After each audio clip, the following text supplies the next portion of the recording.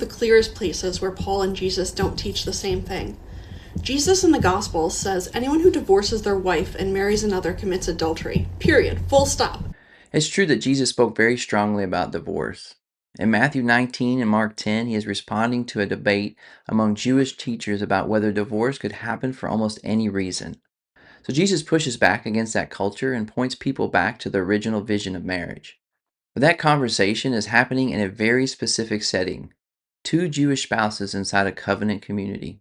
Paul in 1 Corinthians 7 gives a very different rule.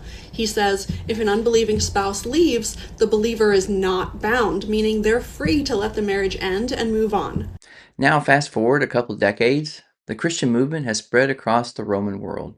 Suddenly, you have marriages where one spouse becomes a Christian and the other does not. That situation never appears in the Gospels.